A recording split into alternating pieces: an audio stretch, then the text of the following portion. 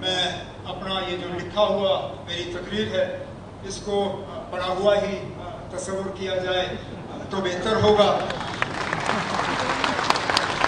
और वैसे भी जब हम कमरे में बैठे थे यहाँ अंदर आने से पहले तो मागरे साहब हमसे बात कर रहे थे और कह रहे थे कि उन्होंने ज़िंदगी में खासकर जब अदालत में बैठे थे तो एक आदत डाली कि वो अपनी खामोशी से ही ज़्यादा बोलते थे बनिस्बत के बोलने से।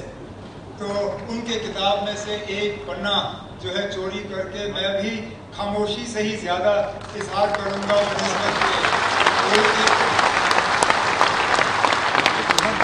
लेकिन ये ज़रूर कहूँगा कि किसी भी इदारे का और ख़ासकर तालीमी इदारे की कामयाबी जो है उसको अगर तोला जाए तो किस चीज़ से तोला जाए?